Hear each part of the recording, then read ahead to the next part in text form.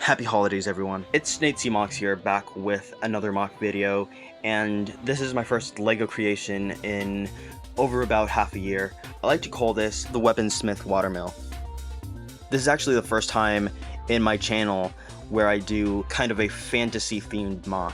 I've mostly been focusing on science fiction, cyberpunk, sci-fi, and all that kind of stuff, but for those of you who have been following me for a while, you'll know that back in the day when I was on Flickr, fantasy was one of my first themes ever, and I used to build a lot of different kinds of castles and fantasy themed creations. And since it had been a while, I thought it would be cool if I kind of did my first fantasy creation on the channel and just kind of re-explored the genre as a whole and did some more like kind of castle medieval style builds.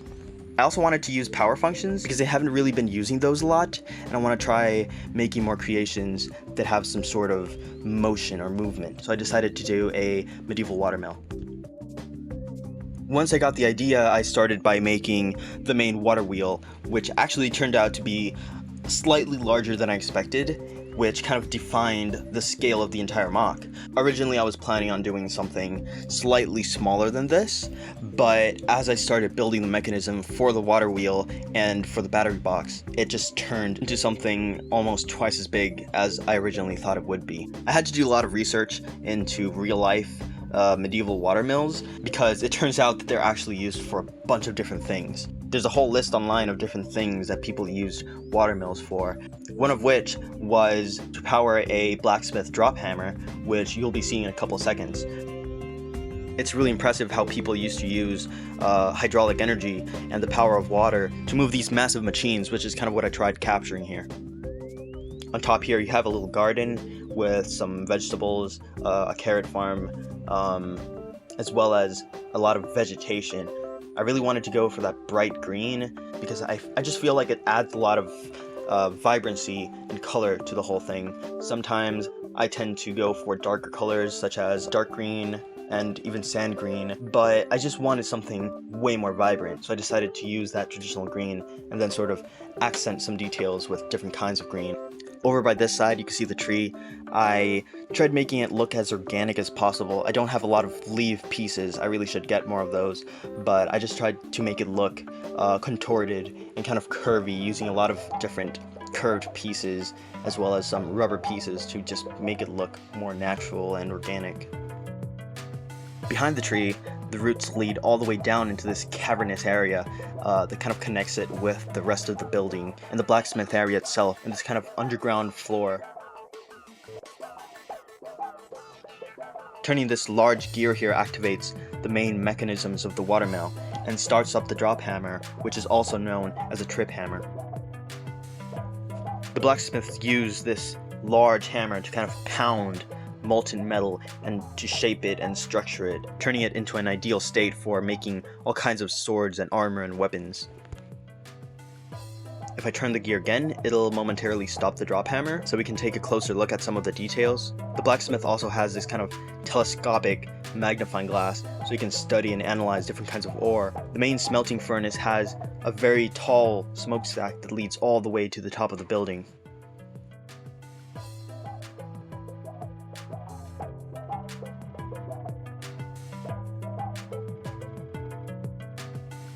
Up on the top you can see the main living areas in the interior of the house itself. They have a main kitchen area as well as a huge cauldron where the magician can enchant the weapons and turn them into these very dangerous magical items. I wanted to go for a very jagged, kind of rustic feel to this whole interior area, so some of the floorboards are kind of cut off so you can see a cutaway of the whole structure and how it's kind of resting on this dark rocky area below. The main entrance to the whole building is over here on the left side in this kind of courtyard area, which is separated from the main door by this huge gate.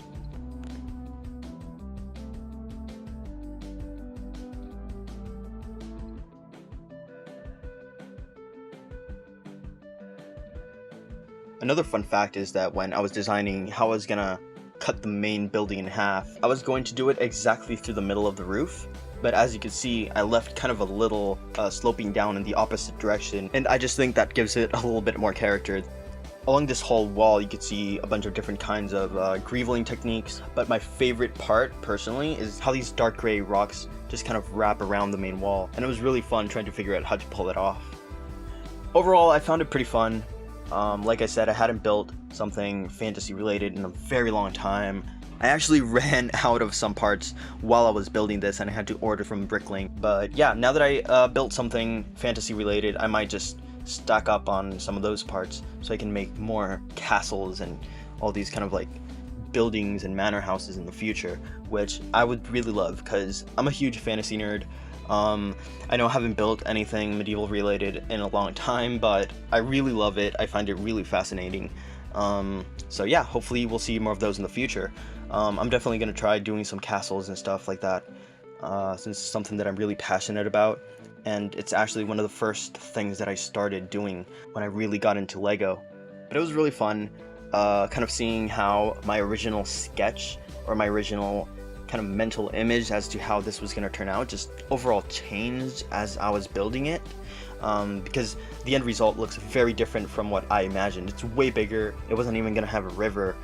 The wheel was just going to be kind of floating and connected on one side, but it all worked out in the end, and I really like how it looks. I feel very satisfied with this. It took a very long time to make, and it's not because it's that insanely big, it's just because I was doing a bunch of different stuff. I've been getting into digital painting recently, and that's taken up a lot of my time, but yeah, for those of you wondering, the reason I haven't uploaded is pretty much because of that. I've just been trying to do different things, but I will continue to make different MOCs. I already have a bunch of new MOCs planned, so just stay tuned. 2020 has definitely been a wild ride for all of us. But yeah, for those of you in America, have a great Thanksgiving tomorrow. And for the rest of you, have a great holiday season. And yeah, I'll see you guys next time.